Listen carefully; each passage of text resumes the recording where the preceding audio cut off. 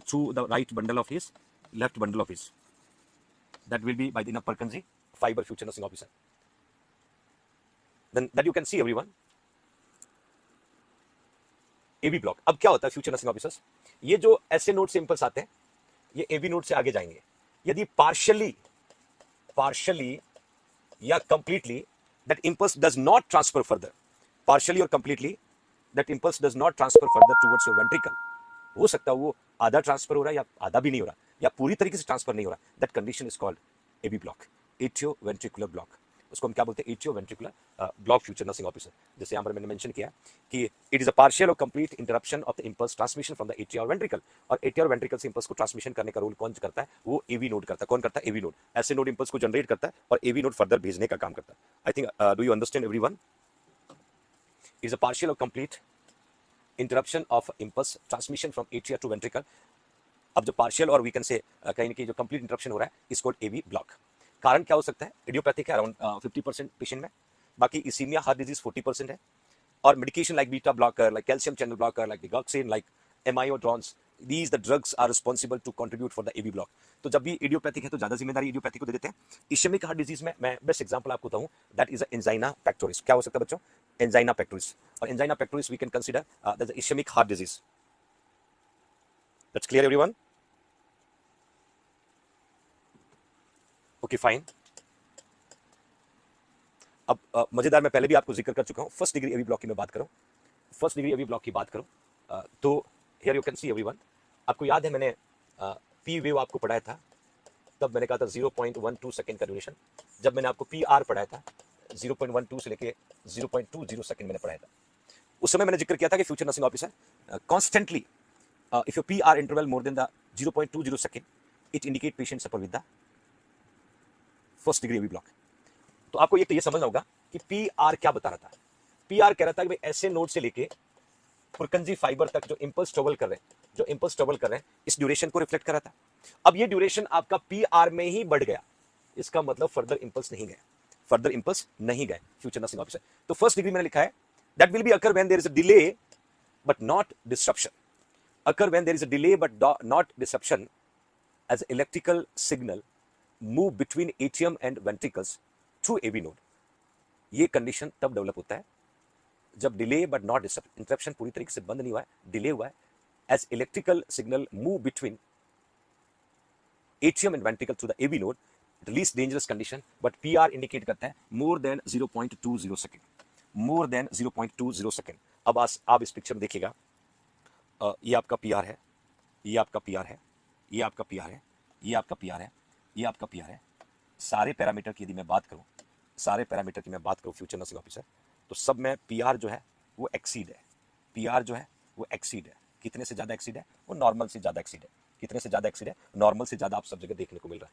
That means इस patient को first degree AV block है. इंपल्स जनरेट हो रहा है बट वो वेंट्रिकल की तरफ नहीं जा रहे. कहां इकट्ठा हो रहा है, एट्रियम हो रहा है, जिससे जो ड्यूरेशन ऑफ दैट पीआर और sorry SA node AV node और बंडल ऑफ हिज का जो ड्यूरेशन था, ये ड्यूरेशन गोइंग टू एक्सटेंडेड, ये ड्यूरेशन जो है ये नॉर्मल से ज्यादा बढ़ गया. और जब ये लगातार बढ़ा हुआ, ऑलमोस्ट सभी लीड में बढ़ा हुआ है, और इसमें मैं कह सकता हूं कि लगातार यदि बढ़ा हुआ है, it indicate that is a first degree AV block. और मैंने लिखा है क्यूआरएस कॉम्प्लेक्स नॉर्मल है, ratio P and QRS complex का 1:1 हो जाता है. जब नॉर्मली पी का मैंने कहा था 0.12 है और क्यूआरएस का 0.04 से लेके 0.1 है. अब ये दोनों का रेशियो इक्वल हो जाता है. क्यों इक्वल हो जाता है, because first degree AV block, first degree AV block. It's clear everyone. या डिले पीआर इंटरवल.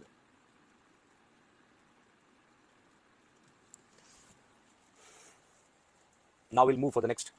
अब इसकी कॉज क्या हो सकती है. फर्स्ट डिग्री में लिखा इंफीरियर वॉल एमआई और ischemia, hypokalemia, decrease the level of potassium, digoxin block the sodium potassium ATP pump, lead to the decrease AV conduction. क्योंकि एक्शन पोटेंशियल भी है तो सोडियम पोटेशियम की कम्युनिकेशन होना जरूरी है. तो यदि आपका कहीं की एटीपी जो है पंप ब्लॉक होगा because of delay AV conduction. Treatment में एट्रोपिन देते हैं हार्ट रेट को बढ़ाने. The interval exceed 0.26. मैंने कहा था 0.20 से ज्यादा बढ़ेगा तो हम कह सकते हैं that will be that condition we can say first degree. और यदि और सीरियस हो गया 0.26 बोले तो हम कह सकते हैं कि that indicate future nursing officer 0.26 की बोले तो हम ट्रीटमेंट स्टार्ट कर सकते हैं. If P R interval exceed 0.26 second और सिम्टोमेटिक ब्रेडिकार्डिया डेवलप. तो आई थिंक ये सबको समझ में आया. First degree.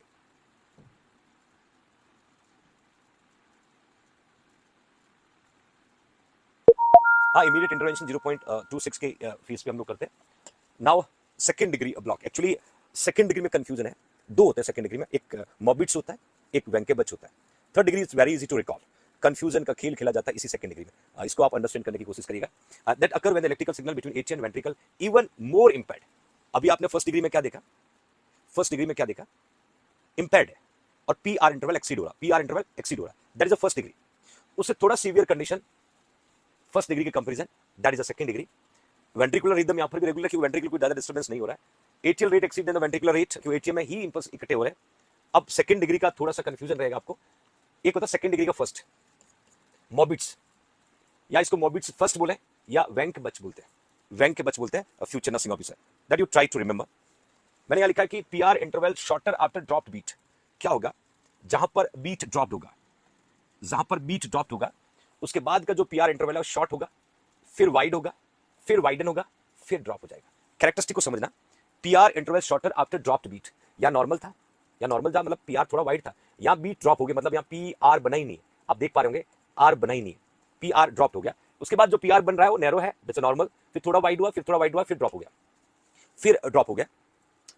That will be cause, इस पिक्चर को और आप देखिएगा, इस पिक्चर को और आप देखिएगा, इधर पी है, इधर आर है, इधर पी है, आप फर्दर देखें, इधर आर, ये नॉर्मल है, थोड़ा वाइड हुआ, इधर पी है, इधर कोई नहीं है, तो यहां पर पी आर ड्रॉप हो गया। फिर आपका नॉर्मल आया पी आर, फिर यहां पर आप देखोगे पी आर ड्रॉप हो गया।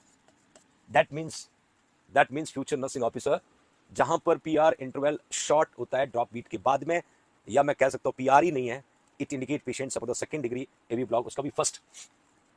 यहाँ पर भी सीएडी है, इंटीरियर वॉल एमआई है, एक्यूट मायोकार्डाइटिस है, डिगॉक्सिन टॉक्सिटी है। एमआई तो सब जगह मिलेगा, एमआई तो सब जगह मिलेगा, बट आपको जो कैरेक्टरिस्टिक याद रखना है कि सेकंड डिग्री का जो फर्स्ट है जिसको वेंकेबच बोलते हैं, वहां पर जैसे ही आपका पीआर ड्रॉप होता है, फिर उसके बाद पीआर जो है नॉर्मल आता है, थोड़ा वाइड आता है, थोड़ा वाइड आता है, फिर ड्रॉप हो जाता है। और वहीं सेकंड डिग्री का सेकंड की बात करें, जिसको मॉर्बिड सेकंड और हे बोलते हैं, disease of distal conduction system, His Purkinje fiber system, sudden drop of QRS, इन दोनों में फर्क देखिएगा। अभी हमने जो पढ़ा वहां आपका पीआर जो है वो कहीं ना कहीं प्रॉपर नहीं बन रहा है, और यहां पर आप देखेंगे सडन ड्रॉप क्यूआरएस कॉम्प्लेक्स, मतलब पी बन रहा है, क्यूआरएस कॉम्प्लेक्स खत्म है, क्यूआरएस कॉम्प्लेक्स नहीं है, बस यही फर्क है। ये फर्क समझ जिसको आ गया वो सेकंड डिग्री ब्लॉक को सॉल्व कर लेगा, सॉल्व कर लेता अच्छा नंबर ले आएगा।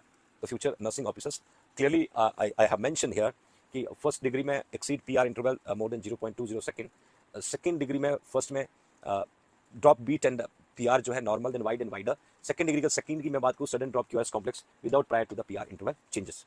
ट्रीटमेंट में दोनों जगह एट्रोपिन है, टेम्पररी पेसमेकर लगा सकते हैं, सिम्प्टोमेटिक ट्रीटमेंट कर सकते हैं। डिगॉक्सिन चल रही है तो डिगॉक्सिन को बंद कर देना है, कोई नथिंग स्पेशल और nothing more. But third degree it's important, third degree it's important future nursing officers. Third degree AV block, जिसको हम कह सकते हैं complete heart block, that we are going to see. Third degree AV block और we can say complete heart block, और जब heart पूरी तरीके से ब्लॉक हो जाता है तो मैंने कहा कि resulting from the defect in cardiac conduction system in which there is no conduction through the AV node, बिल्कुल बंद हो जाता है लगभग, तो no relation between P wave and QRS complex, constant PR interval. आप देखेंगे नो कांस्टेंट, मतलब यहां पीआर को देखो, यहां पीआर को देखो, यहां पीआर को देखो, कहीं बढ़ा हुआ है कहीं कम है। आपको वर्ड याद रखना, no constant interval between PR, it indicate third degree AV block. The result from the defect in cardiac conduction system in which there is no conduction through the AV node, जब conduction ही नहीं होगा तो PR का जो connection है खराब हो जाएगा, और पीआर जो है कहीं बहुत ज्यादा है कहीं बहुत कम है, तो ऑलमोस्ट नो कांस्टेंट।